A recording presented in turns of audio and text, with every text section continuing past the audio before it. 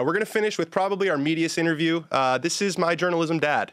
This is Alan Shipnuck. He was at Sports Illustrated for 25 years.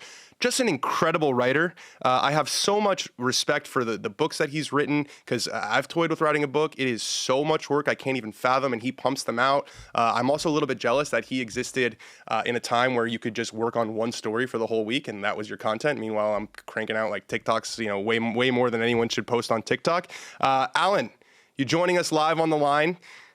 Did you have it? Was it really nice back then when you could perfect a story? So around the turn of the century, I made myself the European tour correspondent for Sports Illustrated and spent like 5 weeks on a company credit card in Italy, Spain, France, and Portugal, stayed at 5-star hotels. Writing one story?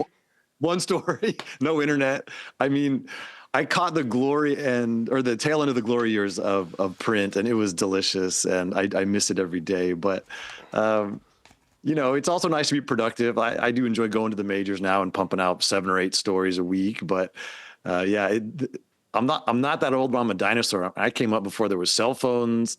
You rock into a new town for a tournament. You'd have to go to the Hertz counter and get an actual map with a yellow highlighter and figure out how you're going to get to your hotel. Like it's funny how much it's all changed. Yeah, it's changed quite a bit. And one of those changes is TGL. So, you've been around, you have a good perspective on this stuff. You've seen the tour, try to change things when Tiger came around, try to change things now with TGL. But I think we have a clip here of Tommy Fleetwood. Yeah, look, this happened in the last match. He flushed it. They just didn't pick it up. This is the worst nightmare. It went like 30 yards. And he handled it well, kind of looking over and laughing. But, your overall thoughts on TGL and the technology issues, and does this thing have legs? I've never been that interested in the TGL, but I'm not really the target demographic. You are, and your homies. I think it's fine. They were clever in that they picked sort of a dead part of the sports calendar. There's nothing else to watch on Monday or Tuesday nights in January and February and into March.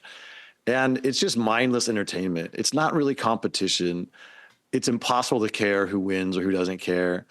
I don't know if there's going to be standings and playoffs. I mean, nobody cares about any of that. So when you take away the outcome from a sporting event, it loses all its seriousness. But I think it can be fun.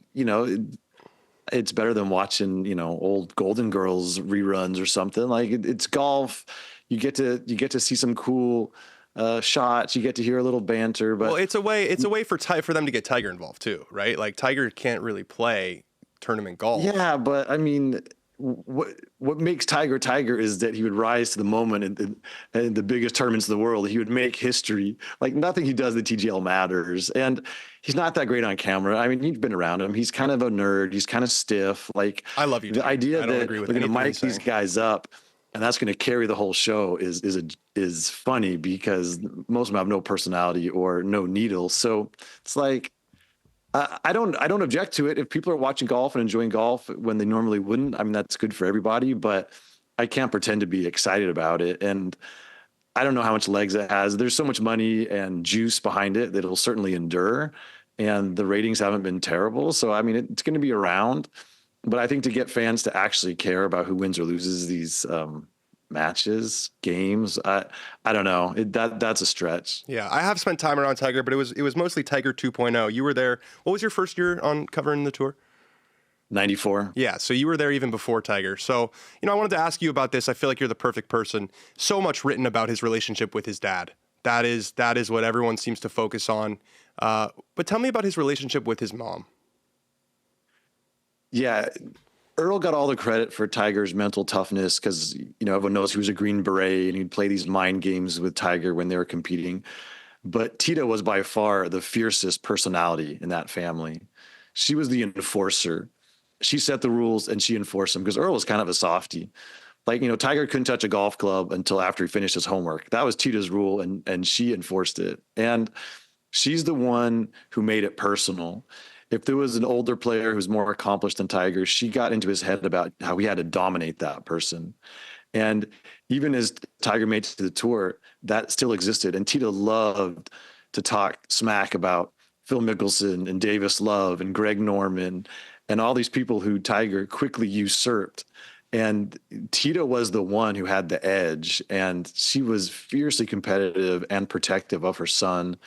And she didn't really do many interviews. Her English wasn't great. She was born and raised in Thailand, as a lot of people know. And I don't think she ever got credit for being, this driving force in his career and his life. And you saw it after Earl's death, how she was there for Tiger during the scandal and everything that followed. And she kind of started to get her due. But, on the Mount Rushmore of sports parents, I would put Tita there and not Earl. Wow.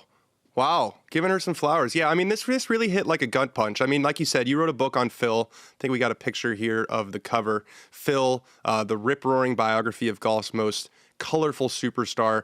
And I wanted, the response to this was, of Tiger's death of Tiger's mother's death was one of sympathy. It's like switched that way, right? Like Phil used to be the one that everyone pulled for and kind of like almost felt bad for. Tiger was, I don't know if a villain is the right word, but he was so incredible. He didn't let really people in. Do you feel like there's been a shift in kind of public opinion on these two guys? Yeah, I would say for a long time, Tiger was revered and Phil was beloved. And those are different. That's very different emotions. And Phil, with his hijinks around LIV Golf and, the insider trading and a lot of other things, has clearly lost a lot of sympathy and a lot of empathy. He still has his supporters, but they're not as vocal and there's not as many as there used to be. And, Tiger, for all he's accomplished on the golf course, I mean, he's been through it, right? With tabloid scandal, divorce, sex addiction therapy, painkiller addiction, a single car accident that under very suspicious circumstances, leaked dick pics. I mean, you name it. Like everything that could happen to a human, Tiger has been through, and yet he still endures. And so I think he does have a lot of sympathy surrounding him. It's human nature that, we root for a comeback, and he gave it to us at the Masters in 2019. The last 5 years have been messy, but he's still here. The fact that he clearly loves being a dad and seems to be a very good dad and very dedicated to his kids, that softened a lot of hearts. And this leadership role that Tiger's taken on in this battle with LIV Golf, kind of rallying the top players on the PGA Tour and flying the flag for tradition. And that's gotten a lot of people back on his side. So I don't think there's any question that if you did an approval rating like they do with presidents, Tiger's would be much higher than Phil's. And the irony, of course, is that Phil's he's never really had a scandal pop the way Tiger has. I mean, I don't know. You fucked him up pretty good with those quotes. Well, he was guilty of hubris and greed, but he didn't break any laws. He's never had to go to court like Tiger. He's never been caught with, cocktail waitresses and porn actresses. Okay, you're going hard on the guy now. This is all in the public record, Dan. These are not my opinions. These are just facts. And Phil's no angel, but he's kept it all behind the scenes. And so it's just interesting that the public feelings are so much softer for Tiger than Phil, because if you make a list of their woes, Tiger's is a heck of a lot longer. What does the future hold for Phil? I mean, he's going to be 55 in June. He withdrew from the event this week. I think he's played like 30-something LIV events. His best finish is tied for 6th. I mean, it wasn't that long ago that he finished 2nd at the Masters, but 55, we're starting to really ask a lot for a player. Is he too far gone? Once this all comes back, and we're going to talk about that in a second, is he too far gone to be welcomed back? Is the Ryder Cup captaincy now just out the window? Yeah, that and the ceremonial starter at the Masters, like it was ordained, him and Tiger were going to be the ceremonial starters. They were going to be the Jack and Arnie for decades. That all was lined up perfectly. You don't think you don't think he can come back? I think he can if this whole thing gets put back together and peace reigns in the golf world. Phil will largely be vindicated because everything he was advocating for has come true. Players would get a bigger piece of the pie. They'd have more say in their players like him. Of course, they would have more control of their media rights. These were Phil's main talking points, going back to that freighted phone call with me and all the way through. The things he was pushing for behind the scenes and then publicly have all come true, and he's made a lot of players a ton of money. And so the players have a grudging respect for Phil. I think fans are still mad because he was the guy in the middle of all of it, and he's really the agent of change. for better and for worse, that gets blamed for this fracture in the golf world. Now, if we can put the game back together, if all your favorite players are playing on the tour again, including Phil, I think there will be a softening, and maybe he can get back in the good graces of the powers that be. The Ryder Cup captaincy, he's getting a little older now. There's clearly been this change in philosophy, going with a younger playing captain and Keegan, potential playing captain. That ship may have sailed, but Augusta National, he was still 10 or 15 years away from that ceremonial first tee. So that would be the ultimate olive branch. And it'll be really fascinating to see if it ever gets extended. You also wrote a book about LIV called Live and Let Die, the inside story of the war between the PGA Tour and LIV Golf. So you're as close to this, you're as sourced on this as anyone. What's going on with the LIV contracts? Because this is the fourth year, which I think guys sign like mostly 3 or 4 year contracts. Like, are they allowed to play other events? Are they going to have to continue to play live events? Are they negotiating those right now? Yeah, that's all happening in real time. I mean, they've always been allowed to play. The LIV stance is you owe us 14 tournaments, and then your time is right. And that's what they said at the beginning. Like, we're not banning anyone. If the tour would let you, you could go play. Yeah, and you've seen that with Joaquin Niemann and others. They play all over the world, and that's Niemann's done a great job. That's how he's sort of kicked the door down at the majors, by just showing that passion. And so they can certainly go heavy in Asia and in Europe. That's never been precluded. But yes, there is some feverish negotiations going on, because most of the big contracts are 4 years, a few were 5, but those are all going to come due soon. And a guy like Bubba Watson, you can lose him. No one cares. Phil can transition into being a playing captain. That doesn't affect anything at LIV Golf. In fact, he'd be better as actually not even a playing captain, just as a captain. Hang up the sticks, be a part of the telecast. Like, that would be a great role for Phil. So you can lose some of those guys. No one's going to miss the Graham McDowells, but Brooks and especially Bryson are the key. Bryson. Well, Bryson's the biggest star, but Brooks gives him so much credibility. Unfortunately, Dustin, his play in the majors has been so bad ever since he joined LIV. No one's going to really notice if he disappears, but it's about Bryson, and it's about Brooks and Rahm. Yeah, but he's a newer deal. He's locked in, right. So his contract's not coming up for a long time. But they're going to have to come to Jesus on Bryson and Brooks, because they go back to the summer 22. So and now they have. I mean, Yasir and the Public Investment Fund, they don't want to keep pumping hundreds of millions of dollars. Well, we saw it with the off season this year, right? Yeah, they signed nobody. They signed some people, but not the same quality. We hear online that Xander's going and Tony Finau's going. It didn't happen. No, I mean, they didn't get an A-list player. They didn't get a B-list player. I mean, so that gives Bryson and Brooks huge leverage. And if LIV loses those two guys, it's over. And so it'll be really interesting to see. This is a moment of inflection for Yasir. Like, the fact that I'm sure when the framework agreement was announced 20 months ago, he thought it was all going to be done and dusted. He never imagined he was going to be negotiating with these guys where the future of LIV was at stake. So it just continues to be messy and fascinating. And I honestly think this has been part of Monahan. How old are you, dude? Yeah, I'm so old. I told you I started covering the game in '94. That's the year I was born. Yeah, that's terrifying.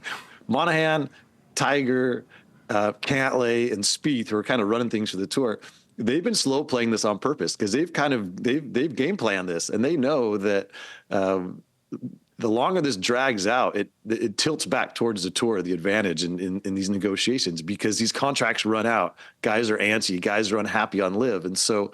They've for all the talk about slow play on the PGA Tour, they've been happy to do that in these negotiations, and that's given them some leverage in this. So yeah, that's a really interesting, because it was like there was a minute there, like after Rahm went, where it was like the tour is one player away from like things really like collapsing, and what you're saying is like it's actually LIV now that has more at stake. Yeah, for sure. I mean, you saw like Eugenio Chacarra, when his contract expired, he started speaking truth to power, and he let it rip. And LIV's worst nightmares for all these guys' contracts to run out. They're no longer bound by the confidentiality clause.